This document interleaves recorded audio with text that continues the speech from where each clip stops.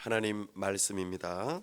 에베소서 4장 17절에서 32절 말씀 교독합니다.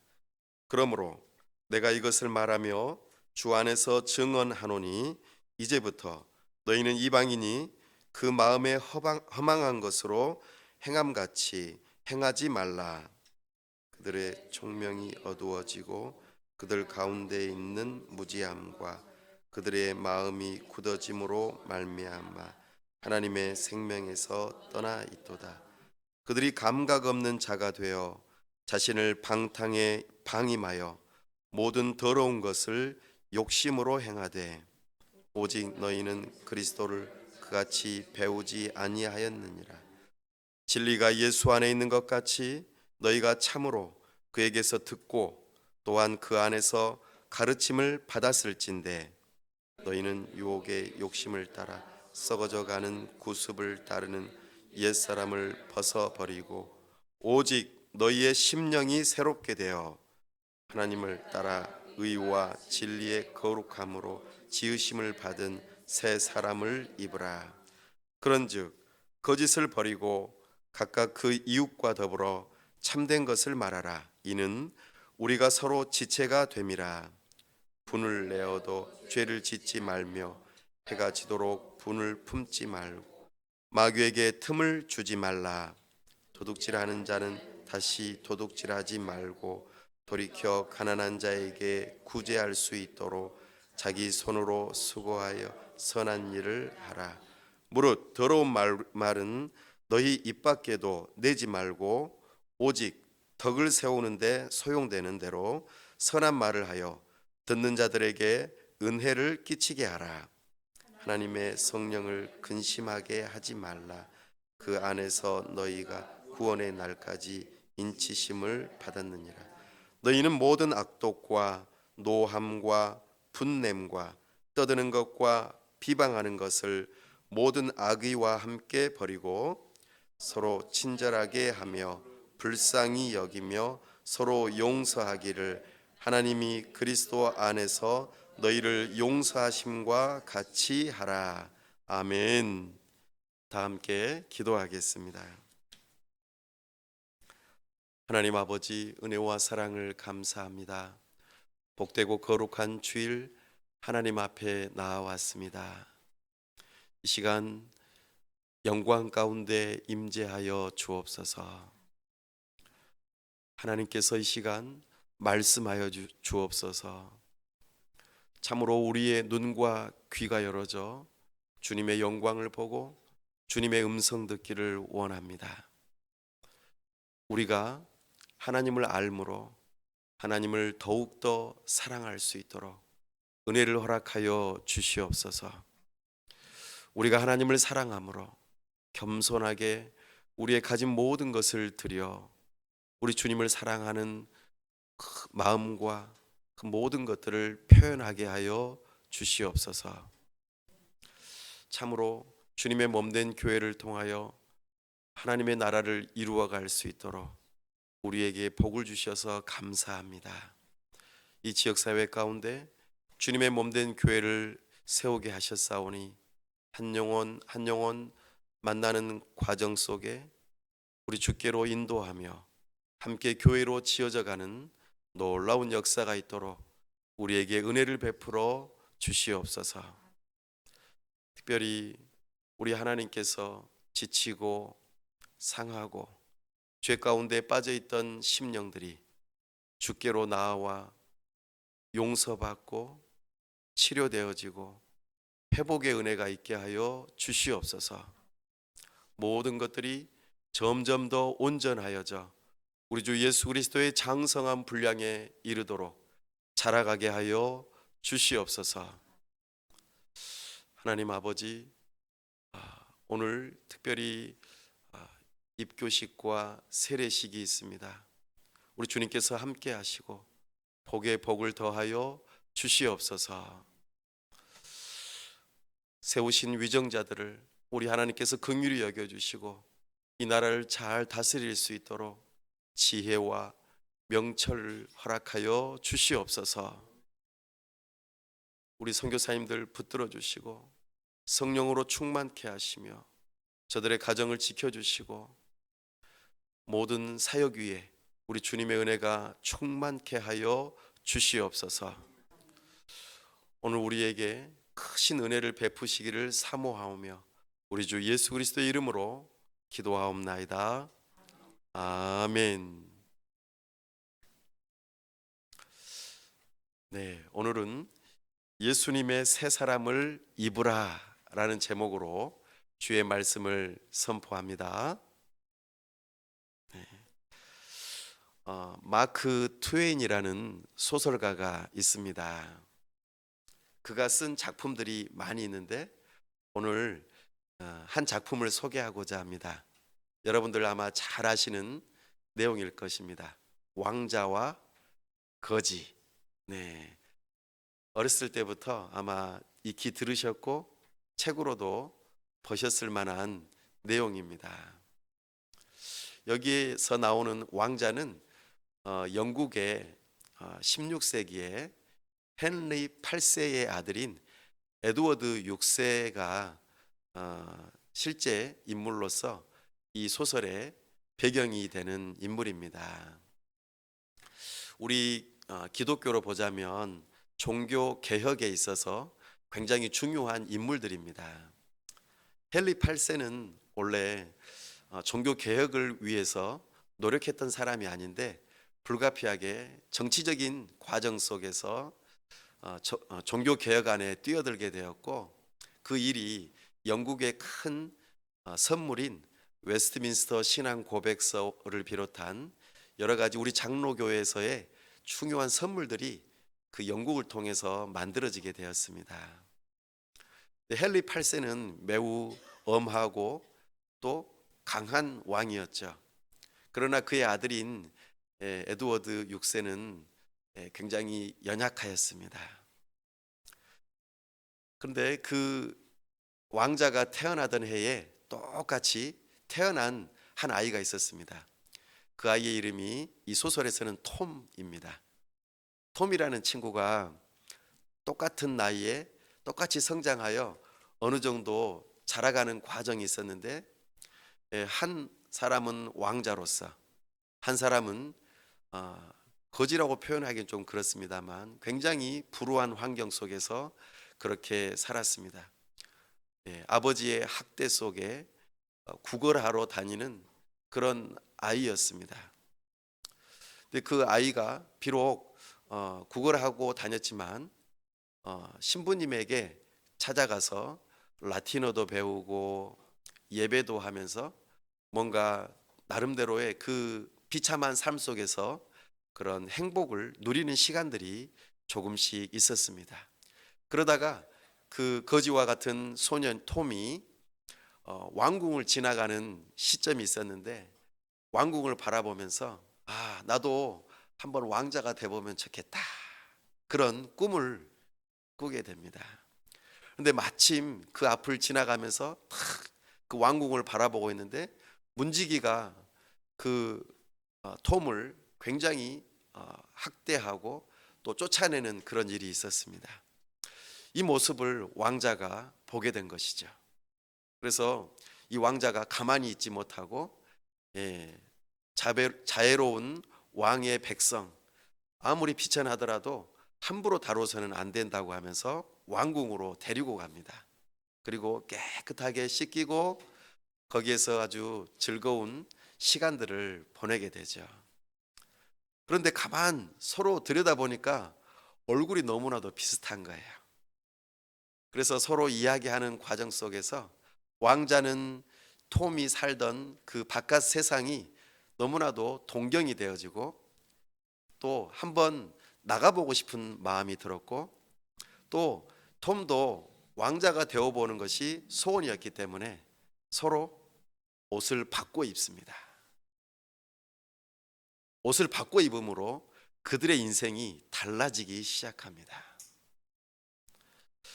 시간이 흘러 이제 톰은 왕궁 밖으로 다시 나가야 했죠. 그러나 사실 톰이 나간 것이 아니고 왕자가 왕궁 밖으로 나가게 되었습니다. 왜냐하면 옷을 바꿔 입었기 때문입니다. 왕자는 바깥에서 이제 돌아다니면서 이제 자기를 학대하는 아버지를 만나고 또 끌려가서 어머니를 만나고 하는 과정 속에서 아버지는 이 아들을 제대로 알아보지 못했습니다. 그러나 어머니는 알아보죠. 그리고 이 아이가 내 아들이 아닌 것을 압니다. 그러나 아버지는 그 왕자를 자기 아들로 생각하고 또 학대하고 구걸하도록 하게 하죠. 굉장히 비참한 생활을 하게 됩니다. 반대로 거지와 같았던 그 톰이 왕궁에서 생활하면서 굉장히 왕자의 대접을 받게 됩니다. 그러나 이 톰은 자기 자신이 왕자가 아닌 것을 밝히죠. 그럼에도 불구하고 이 왕자가 너무나도 힘들어서 마음이 상해서 머리가 좀 이상해졌나 보다 이렇게 생각하고 계속해서 왕자 대접을 해줍니다.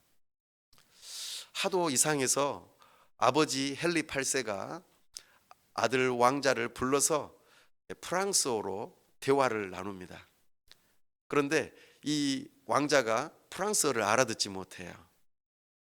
왕자인 것을 확인하는 차원이었는데 못 알아듣는데 이 아버지가 또 이 아들을 바라보면서 마음이 상합니다. 왜냐하면 머리가 좀 이상해져서 이제는 프랑스어도 못 알아듣는구나 이렇게 생각한 것이죠. 이렇게 뒤바뀐 인생이 몇 주 뒤에 다시 원상태로 복귀되어집니다. 왕자가 대관식을 치러야 되는, 그러니까 헨리 8세가 죽게 되고 아들이 왕관을 써야 하는 그 시점에 극적으로 이제 원자리로 돌아오는 그런 내용이 이 소설에 나타납니다.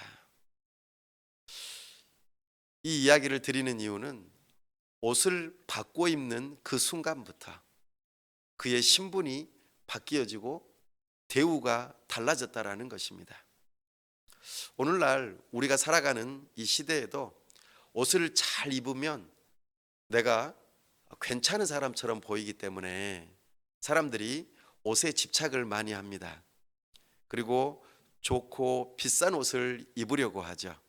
그것이 나를 괜찮은 사람처럼 보이게 하기 때문입니다. 그러나 우리가 추리닝이나 별로 좋지 않게 보이는 옷을 입을지라도 내 마음이 건강하다면, 내 마음 안에 자존감이 분명하다면 우리는 그 옷이 무슨 문제이겠습니까? 그러나 우리가 특별히 오늘 본문에서 말씀하시기를 그 마음의 옷을 어떻게 입을 것인가에 대한 이야기를 하고 있습니다. 특별히 오늘 옛사람과 새사람에 대한 이야기를 합니다. 그리고 그 사람을 입으라고 말하고 벗으라고 말합니다. 우리가 벗어야 할 옛사람은 어떤 모습일까요? 17절에서부터 쭉 나타납니다. 19절까지요. 한번 더 읽어보겠습니다. 17절입니다. 그러므로 내가 이것을 말하며 주 안에서 증언하노니 이제부터 너희는 이방인이 그 마음에 허망한 것으로 행함같이 행하지 말라. 이방인의 마음, 하나님의 백성이 아닌 주변 나라의 그런 죄악된 나라에, 사탄의 나라에 있던 그런 사람의 마음을 허망함으로 가득 채워져 있는 그 마음을 옛사람이라고 표현합니다. 이것이 우리가 벗어버려야 할 첫 번째 옷입니다. 두 번째요, 18절입니다. 그들의 총명이 어두워지고 그들 가운데 있는 무지함과 그들의 마음이 굳어짐으로 말미암아 하나님의 생명에서 떠나 있도다.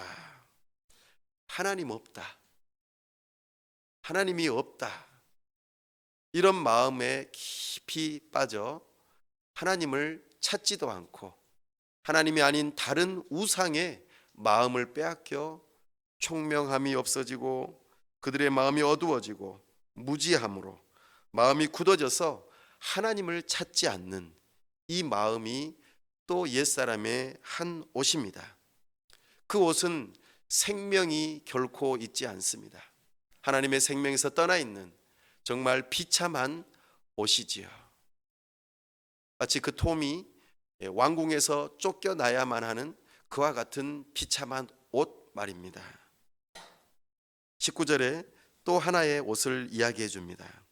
그들이 감각 없는 자가 되어 자신을 방탕에 방임하여 모든 더러운 것을 욕심으로 행하되, 그의 입은 옷이 그의 삶의 행동으로 나타나는데 방탕에 방임하고 심지어는 감각도 없어요. 사람의 몸에 감각이 없으면 그런 병을 무슨 병이라고 합니까? 문둥병, 한센신병 이렇게 말합니다. 그것은 손가락을 끊어내도 아프지 않아요. 발가락이 끊어져도 아프지 않습니다.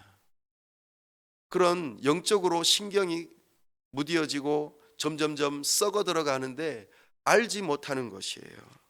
이것이 옛사람의 옷이라고 말합니다. 자신을 방탕에 방임했다. 돌보지 아니하고 그냥 내버려 두는 것이죠. 그리고 모든 더러운 것을 욕심대로 행한다. 바로 이것이 우상을 섬기는 자의 태도입니다. 그래서 모든 것을 내가 욕심 가지고 다 얻으려고 노력하는 것이죠. 그 일을 위해서 얼마나 분주하게 노력하는지, 이것이 정말 비참한 옛사람의 모습입니다. 구약에서 이런 비참한 옷을 입고 있는 한 사람을 소개해 줍니다. 그 사람의 그 비참한 모습을 누가 참소하는가? 마치 법정에서 검사가 당신은 유죄입니다 라고 말하는 것처럼 정말 누더기 옷을 입고 있던 여호수아가 있었습니다. 물론 이것은 예언서의 말씀이기 때문에 실존 인물은 아닙니다. 그러나 그 말씀 가운데에서 사탄이 누더기 옷을 입고 죄 가운데 있는 그를 죄 있다고 참소하는 모습을 보여주고 있습니다. 이것이 우리의 비참한 모습이요, 정말 하나님 앞에서 심판받아 마땅한 모습인 것을 우리에게 가르쳐 주십니다. 그러나 이 옛사람을 벗어버리라고 말씀하십니다. 네, 어떻게요? 자, 우리 22절 말씀 먼저 한번 읽어보겠습니다. 너희는 유혹의 욕심을 따라 썩어져가는 구습을 따르는 옛사람을 벗어버리고, 옛사람을 한마디로 말합니다. 너희는 유혹의 욕심을 따라 썩어져가는 구습을 따르는 옛사람이라고 말합니다. 이것을 벗어버려야 한다고 말씀하십니다. 이것이 너무나도 중요합니다. 내 안에, 지금 내 마음 안에 이 옛사람의 옷을 입고 있다면 그것을 제대로 보는 것이 중요합니다.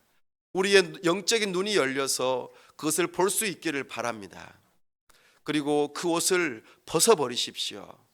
이것을 벗어버릴 수 있는 유일한 길은 바로 우리 주 예수 그리스도 앞에 나오는 길입니다.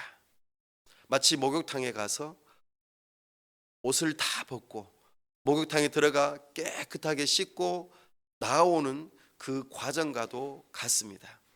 이것은 성경에서 말하는 세례의 이미지와 비슷합니다. 세례는 물속에 쏙 들어갔다가 다시 나오는 것을 의미합니다. 우리의 옛사람이 물속에 들어가, 사람이 물속에 들어가면 어떻게 됩니까? 다시 안 나오면 죽습니다. 마찬가지로 우리의 옛사람이 물속에 들어가 다시 안 나오는 것처럼 죽는 것을 의미합니다. 이것이 곧 옛사람을 벗는 것입니다. 나의 죄악을 인정하고 나의 이 죄악으로 말미암아 하나님의 진노와 저주를 받아 마땅한 존재임을 깨닫는 것입니다.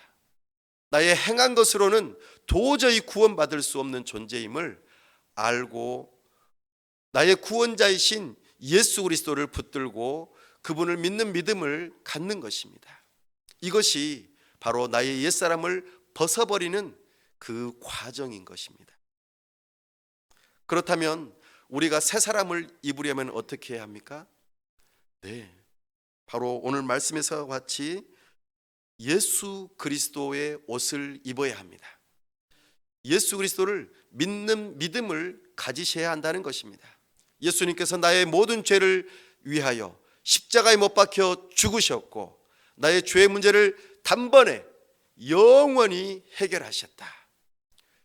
그 예수 그리스도만이 나의 유일한 구원자이시다. 이것을 믿음으로 받아들이는 것입니다. 이것이 바로 새로운 사람을 입는 것입니다. 23절 말씀에서와 같이 오직 너희의 심령이 새롭게 되어, 이것은 사실 눈에 보이지 않은 성령 하나님께서 우리 마음에 역사하시는 것입니다. 성령 하나님께서 우리 마음 안에 들어오셔서 우리의 영혼을 새롭게 태어나게 하시는 것입니다. 예수 그리스도의 보혈을, 예수 그리스도의 그 부활을 믿는 자들에게 주시는 놀라운 은혜입니다. 사람이 세례를 받기 위해서 물속에 들어갔다가 다시 나와 숨을 파 하고 쉬는 것과 같습니다. 다시 살아나는 것이지요. 이것이 바로 우리의 심령이 새롭게 되는 것입니다. 어떻게 해요? 구체적으로 24절의 그 부분을 말합니다. 함께 읽겠습니다. 하나님을 따라 의와 진리의 거룩함으로 지으심을 받은 새 사람을 입으라. 아멘.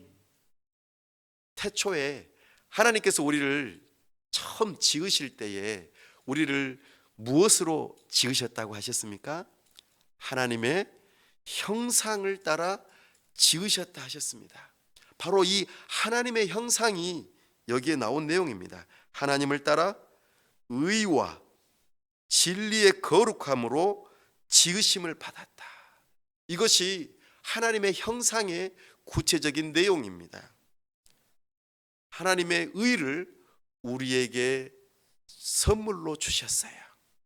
하나님의 진리를 우리에게 선물로 주셨어요. 하나님의 거룩함을 우리에게 선물로 주셨습니다. 이 세 가지가 하나님의 형상의 구체적인 내용입니다. 첫사람 아담은 의인이었습니다. 죄가 없었습니다. 첫사람 아담은 하나님을 아는 지식이 있었습니다. 진리가 있었죠. 첫사람 아담은 거룩했습니다. 왜냐하면 하나님께로부터 지음을 받았기 때문입니다. 이것을 회복하는 것입니다. 사실 첫사람 아담의 그 처음 지어졌던 그 상태보다도 더 나은 모습으로 우리가 변화될 것입니다. 이것이 하나님의 형상으로 지음받은 것인데, 성령 하나님께서 우리 마음에 들어오실 때에 이 새 사람을 입게 되는 것입니다. 사랑하는 여러분, 이 새 사람을 모두 다 입으시기를 바랍니다. 그러려면 어떻게 해야 된다고요? 예수님을 주님으로 믿으셔야 합니다. 예수님의 죽으심과 부활만이 나의 모든 죄를 씻으시고 그리고 나를 구원하실 수 있는 유일한 능력이 된다는 것을 믿으셔야 합니다. 믿으십니까? 그렇다면 여러분들은 성령 하나님께서 마음에 오셔서 새 사람으로 입혀주실 것입니다. 그런데 여기서 아주 중요한 게 있습니다. 우리가 세례를 받기 전에는 보통 일정한 기간 동안 교육을 받게 되어 있습니다.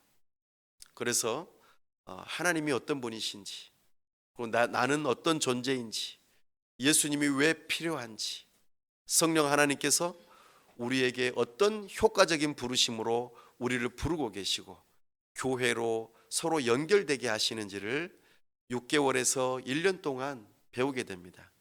오늘 세례를 받는 사람도 시간이 좀 많이 길었습니다만 많은 교육을 받았습니다. 입교하는 사람도 마찬가지입니다. 오랜 시간 동안 교육을 받았습니다. 20절 말씀에 오직 너희는 그리스도를 그같이 배우지 아니하였느니라. 21절에 진리가 예수 안에 있는 것 같이 너희가 참으로 그에게서 듣고 또한 그 안에서 가르침을 받았을진데. 그렇습니다. 우리가 새 사람을 잊기 위해서는 마치 학교에서 배우는 것처럼 예수 그리스도를 배우셔야 합니다. 그 예수 그리스도가 나에게 왜 필요한지, 나는 어떠한 존재인지 이것을 배우시면서 믿음을 갖게 되는 것입니다. 믿음은 들음에서 생기게 되어 있습니다. 믿음은 들음으로 생깁니다. 그 듣는 말씀을 따라 내가 믿음을 입으로 하나님과 사람 앞에서 고백함으로 참으로 구원을 받는다 말씀하십니다. 그러기에 우리는 그동안 배웠던 것이죠. 사랑하는 여러분, 오늘 특별한 예식이 있습니다. 세례와 입교, 이런 예식이 우리를 구원하지는 않습니다. 그러나 외적인 표로 우리가 당신은 하나님의 새 사람을 입은 사람입니다 라는 것을 외적으로 표시하는 방식입니다. 그러므로 이 자리도 매우 중요합니다. 우리가 결혼을 하지 않고 그냥 살 수도 있겠지만 결혼 예식을 통하여서 함께 사는 것이 중요합니다. 그 일을 통하여 우리가 함께 하나님과 사람 앞에서 공적인 인정을 받고 또한 언약을 하는 과정을 통해서 서로가 서로에게 책임을 지고 함께 하나님 앞에서 한 가족이 됨을 선포하는 시간이기 때문입니다. 그러므로 입교식과 이 세례식은 매우 중요합니다. 오늘 하나님께서 또 여러분들께서 오늘 예식의 주인공들의 증인들이 되실 것이기 때문입니다. 사랑하는 여러분, 우리는 새로운 삶으로서 어떻게 살아야 할까요? 그 내용이 25절에서부터 쭉 나와 있습니다. 31절까지 나와 있는데요. 25절부터 한 절씩 한 절씩 읽어보겠습니다. 25절입니다. 시작. 그런즉 거짓을 버리고 각각 그 이웃과 더불어 참된 것을 말하라. 이는 우리가 서로 지체가 됨이라. 아멘. 거짓말하지 말아라. 너무나 쉬운 이야기이지만 이것이 새 사람을 입은 사람의 삶입니다. 십계명에 나와 있는 내용이죠. 어렵지 않습니다. 그러나 지키지 않는다는 것은 무엇을 의미할까요? 아직 옛사람이든지 아니면 새 사람을 입고서도 옛사람으로 옷을 갈아입으려고 하는 그런 죄된 본성을 따르려고 하기 때문입니다. 어려운 말이 아닙니다. 거짓을 버리는 것이 매우 중요합니다. 서로 지체인데 내 몸이 나를 속이면 됩니까? 안 되겠죠. 속여서는 안 될 것입니다. 26절입니다. 26절, 27절 함께 읽읍시다. 분을 내어도 죄를 짓지 말며 해가 지도록 분을 품지 말고 마귀에게 틈을 주지 말라. 아멘. 화를 내는 것이 새 사람에 합당합니까? 아니, 합당합니다. 네, 화를 내도 돼요. 네, 여기 나왔잖아요. 분을 내어도 그렇게 말씀하시잖아요. 화를 내도 되는데 뭐 하지 않도록 주의해야 됩니까? 죄를 짓지 않아야 합니다. 그러니까 이 화나는 것이 어떨 때 화가 나야 되냐면 의로운 화가 나야 되는 거예요. 그냥 무조건 화가 나서는 안 됩니다. 내 마음에 안 맞는다고 화내서는 안 돼요. 의로움을 바라보고 의롭지 않은 불의한 것을 보면서 참지 못하여 화를 내는 것입니다. 그런데 주의할 것이 있습니다. 이 화를 내면은 우리가 죄를 안 지을 수도 있긴 하겠지만 누가 틈을 탑니까? 마귀가 틈을 탑니다. 이것이 중요합니다. 그러니까 분을 내어도 오랫동안 내서는 안 됩니다. 분의 유효기간이 언제까지입니까? 해가 지도록. 그러니까 해가 지기 전까지는 하루를 넘겨서는 안 됩니다. 그래서 가족 안에서 부부 사이에 서로 싸우면 언제까지 유효기간입니까? 잠들기 전까지는 꼭 화해를 하셔야 됩니다. 제가 제 아내랑 싸우다가 밤에 잘 때 풀지 않고 등을 돌리고 자려고 했다가 혼났어요. 등짝을 한 대 때리면서 말씀대로 살아야지 하면서 이렇게 제가 이렇게 밴댕이 속이에요. 하나님 말씀대로 화가 나더라도 그 화남을 잘 다스리고, 그리고 해가 지도록 분을 품지 말고 마귀에게 틈을 주지 않는 새 사람의 삶을 사시기 바랍니다. 28절입니다. 도둑질하는 자는 다시 도둑질하지 말고 돌이켜 가난한 자에게 구제할 수 있도록 자기 손으로 수고하여 선한 일을 하라. 어려운 내용이 하나도 없습니다. 도둑질하지 말라. 근데 이것은 부정적인 것이죠. 십계명에서 뭐 하지 마라, 뭐 하지 마라 이러면은 어떤 마음이 듭니까? 자연스럽게 어린아이 같은 마음이 듭니다. 이것도 하지 말라고 하고 저것도 하지 말라고 그러고 자꾸 하지 말래. 그러면 어떻게 됩니까? 반항심이 생기죠. 어린아이와 같은 마음입니다. 근데 하지 말라를 긍정으로, 긍정의 언어로 한번 바꿔볼 필요가 있습니다. 바로 이것입니다. 자기 손으로 수고하여 가난한 자들에게 구제할 수 있는 선한 일을 하기 위해서 일하라는 것입니다. 도둑질하지 말고 남의 것을 빼앗지 말고 힘써서 선하게 이 일들을 하라고 하는 것이죠. 이렇게 우리에게 긍정의 언어로 바꾸어서 말씀하시면서 새 사람의 삶을 가르쳐 주십니다. 30절입니다. 29절입니다. 무릇 더러운 말은 너희 입 밖에도 내지 말고 오직 덕을 세우는데 소용되는 대로 선한 말을 하여 듣는 자들에게 은혜를 끼치게 하라. 아멘. 말이 제일 중요해요. 사람이 이 말 한마디로 몇 냥 빛을 갚습니까? 천냥 빛을 갚습니다. 말을 잘해야 돼요. 니 탓이야 이러면은 안 됩니다.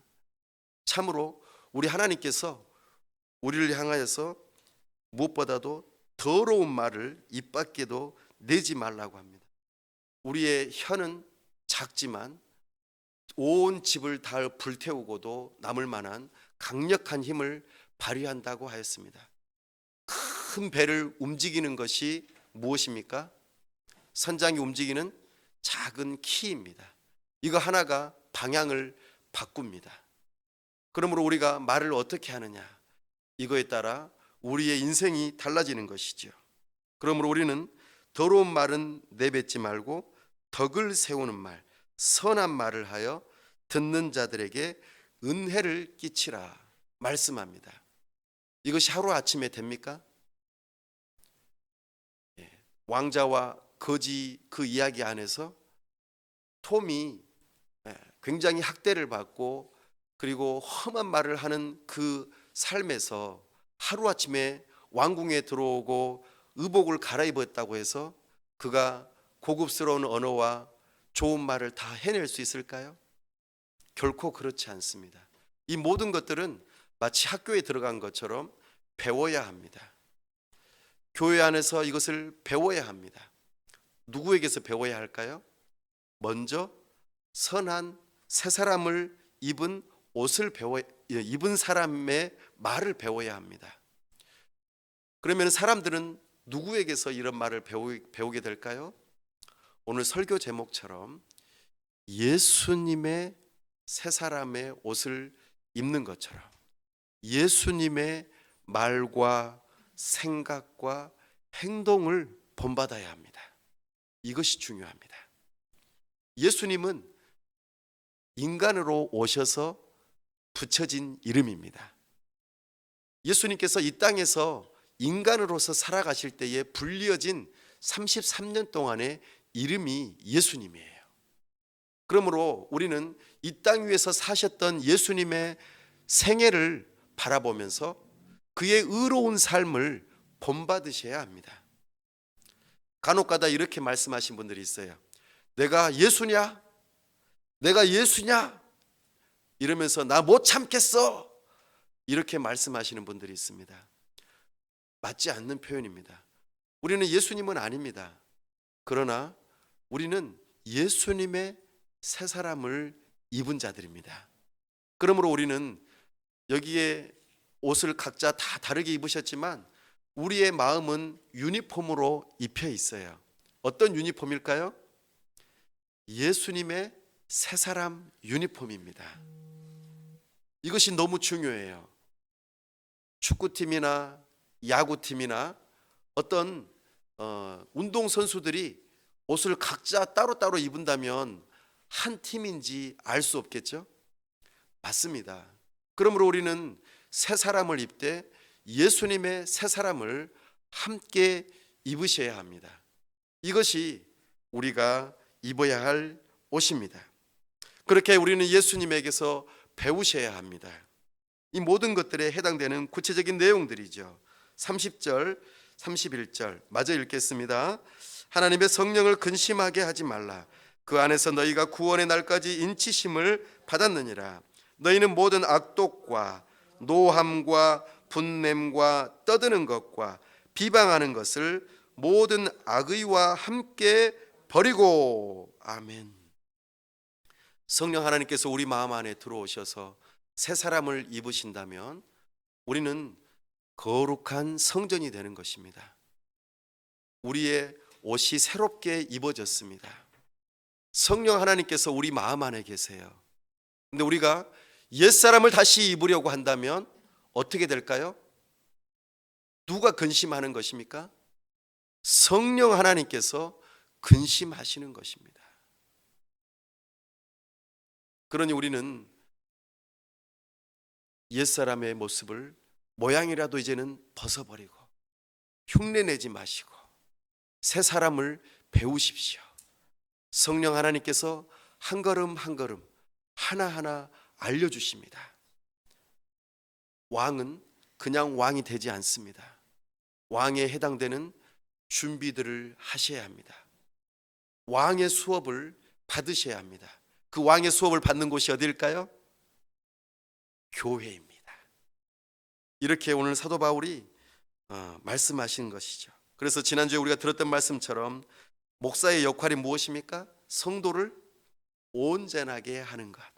바로 이것이 왕의 옷, 우리 주 예수 그리스도의 새 사람을 입고 왕답게 살아갈 수 있도록 말과 걸음걸이와 행동 거지들을 그렇게 배우게 하는 역할을 하는 것이 교회입니다.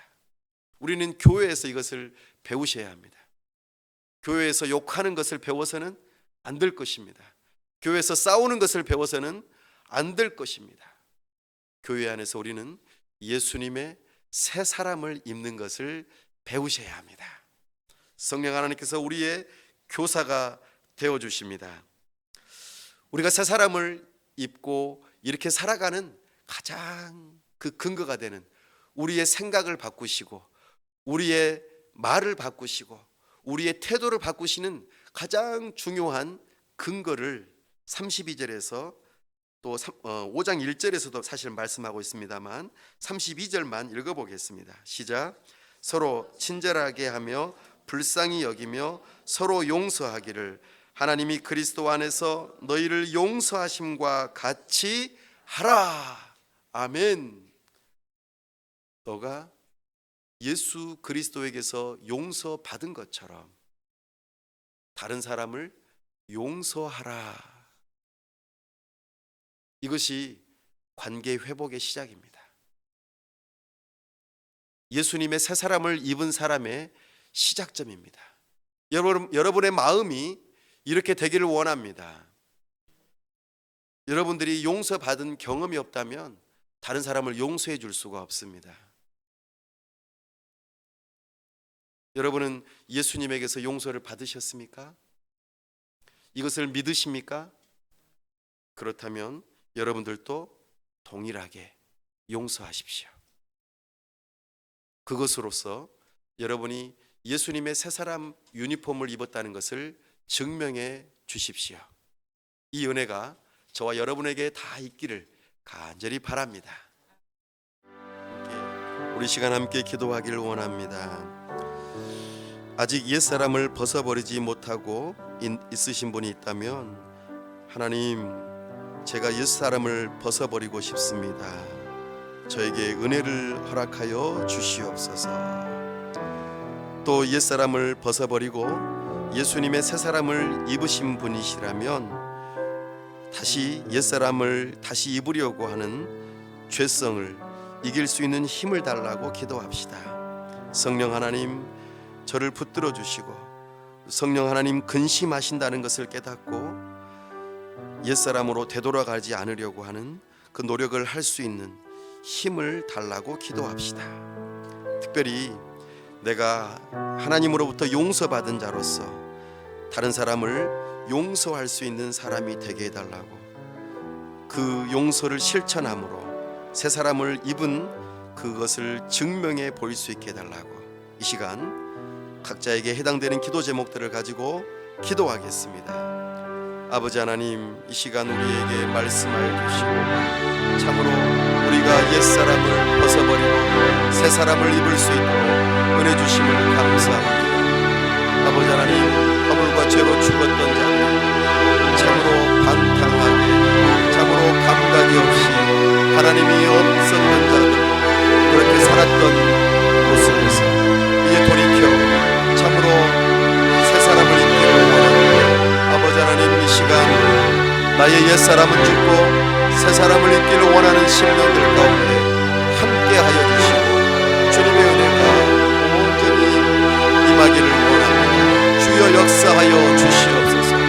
예수님의 새 사람을 입은 자들에게는 우리 하나님께서 은혜를 주셔서 성령에 근심하기까지 옛사람으로 되돌아가려는 어리석음을 갖지 않도록 도와주시고 온전히 우리 주 예수 그리스도를 믿는 믿음으로 새 사람을 입고 주여 육체의 정욕을 따르지 않도록 도와주시옵시고 온전히 성령 하나님께서 우리를 거룩하게 하시고 우리의 생각과 우리의 말과 행동이 변화되는 놀라운 역사가 있도록 은혜 베풀어 주시옵소서. 의와 진리와 거룩함으로 새 사람을 입을 수 있도록 은혜 베풀어 주시옵소서.